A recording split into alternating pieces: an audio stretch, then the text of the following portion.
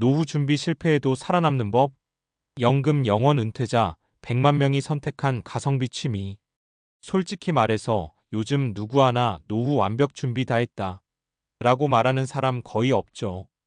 평균 수명은 길어지는데 월급은 물가만큼 안 오르고 집값은 상상 이상이고 자녀 교육비는 줄어들 생각이 없고 그러다 보니 은퇴가 다가올수록 괜히 마음 한쪽이 서늘해집니다. 나도 혹시 연금 영원 은퇴자가 되는 건 아닐까? 그렇게 되면 나는 어떻게 살아야 하지? 그런데 막상 주위를 둘러보면 연금이 많지 않아도 심지어 거의 없어도 의외로 단단하게 자기 페이스를 찾아가며 잘 살아가는 사람들이 꽤 많아요. 비결은 생각보다 단순합니다. 대부분은 처음엔 생계 걱정으로 시작했지만 나중에는 생활의 리듬이 되고 관계의 연결고리가 되고 마음의 지지대가 된 가성비 취미 하나를 갖고 있다는 것. 노후 준비라고 하면 꼭 돈, 투자, 부동산, 연금만 떠올리지만 그보다 먼저 필요한 건 삶을 지탱할 일상적 에너지입니다. 돈이 없으면 더 절실하고 많아도 결국 필요한 건 그것이죠. 그래서 요즘 연금 영원 은퇴자들도 경제적 여유가 있는 사람들도 똑같이 찾는 게 바로 가성비 높고 지속 가능한 취미예요. 아이러니하게도 이 취미 하나가 삶의 질을 완전히 뒤집기도 합니다. 아래에서는 실제 은퇴자들의 이야기 3가지를 바탕으로 작지만 강력한 취미가 노후의 심리 건강 재정 스트레스를 어떻게 줄여주는지 차근차근 이야기해 볼게요. 1. 지출이 줄어야 마음이 편하다. 산책 기록가가 된 67세 남성의 이야기.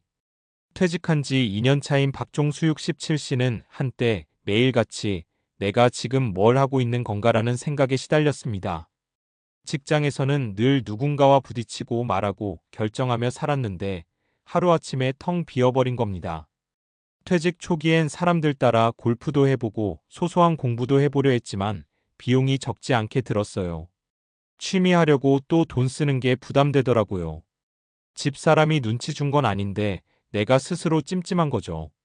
그러다 종수 씨 인생을 바꾼 건 뜻밖에도 매일 30분 산책이었습니다. 아내 비 오니까 우산 가져가라는 말 한마디에 괜히 기분이 이상해 걸어 나간 게 계기가 됐죠. 처음에는 그냥 걷기만 했는데 어느 순간부터 동네에서 본 소소한 풍경을 폰으로 찍어 기록하기 시작했습니다. 오늘은 벚꽃 30% 핌, 동네 고양이 3마리 출석, 비 온 뒤 냄새 좋음 같은 짧은 메모들. 이게 하루, 한 달, 6개월 쌓이다 보니 도시의 계절이 자기 안에 들어오는 느낌이 들었다고 합니다. 무엇보다 걸으면 돈이 안 들죠. 오히려 카페 갈 일이 줄어 커피값이 월 10만 원 가까이 절약됐고 혈압약도 의사 권유로 하나 줄었습니다. 게다가 산책 기록을 모아 작게 SNS에 올렸는데 뜻밖의 구독자가 생기고 동네 사람들과 인사도 트게 됐어요. 그는 말합니다. 나는 산책으로 노후 준비를 했어요. 돈을 모은 건 아니지만 무너질 뻔한 리듬을 다시 세웠죠. 가성비 취미가 가장 먼저 바꾸는 건 지출이 아니라 삶의 템포라는 걸 보여주는 사례죠. 2. 혼자라도 소속감을 느끼고 싶었다. 63세 은퇴 여성의 온라인 봉사 취미. 최명희 63씨는 남편과 사별 후 5년 동안 혼자 살고 있습니다. 그녀가 가장 두려워했던 건 고독이었어요. 친구들하고 연락해도 하루하루 너무 조용했어요. TV만 켜놓으면 더 우울하고. 그러다 우연히 노인복지관에서 하는 무료 스마트폰 교육을 들으러 갔다가 온라인 자막 봉사를 알게 됩니다. 영상을 보고 간단한 자막 입력을 도와주는 활동인데 집에서도 가능하고 시간도 자유롭죠. 이 취미가 가진 힘은 바로 사람과 연결되는 순간이 많아진다는 점이었습니다. 영상 제작팀에게 덕분에 도움이 됐습니다 라는 메시지를 받거나 같은 봉사자들과 단톡에서 조용히 의견을 나누거나 한 주에 한 번 진행되는 온라인 회의에서 명희님 이번 작업 좋았어요 라는 말을 듣거나 이 작은 연결감들이 쌓이면서 명희 씨는 자신의 하루가 누군가에게 필요한 하루로 바뀌었다고 합니다. 한 달 지출? 거의 제로.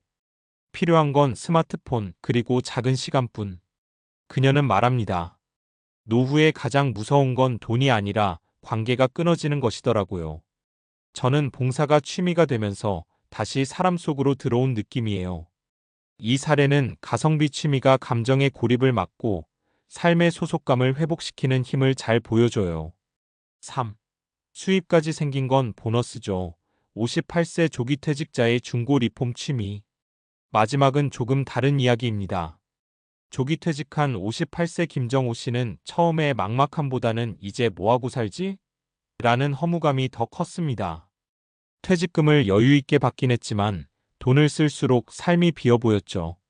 그러다 어느 날 아내가 버리려던 서랍장을 보고 문득 생각이 듭니다. 이거 한번 내가 고쳐볼까? 그때부터 정호 씨는 동네 중고장터, 리사이클 센터를 돌아다니며 낡은 가구나 생활용품을 리폼하는 취미를 시작했습니다. 처음엔 스스로 쓰려고 했는데 예상외로 완성도가 좋아 SNS에 올리자 금세 댓글이 달렸어요. 이거 파시나요? 이런 스타일 더 없나요? 하루 23시간 틈틈이 작업하면서 한 달에 20만 40만 원 정도 부수입도 생겼습니다. 그는 말합니다. 수입 때문에 하는 건 아니에요. 내가 만든 게 누군가 집에 들어가고 오래 쓰인다는 게 묘하게 삶에 자신감을 줘요. 정호 씨에게 리폼 취미는 단지 취미나 용돈벌이가 아니라 자기 효능감 회복이라는 정신적 복지를 만들어 주었습니다. 가성비 취미가 노후의 불안을 덜어주는 이유. 위 세 사람의 공통점은 단순합니다. 돈이 아니라 일상의 의미를 회복하는 방식을 찾았다는 것. 가성비 취미가 노후에 좋은 이유는 크게 5가지예요. 비용 부담이 없으니 지속 가능하다. 생활 리듬을 만들어준다.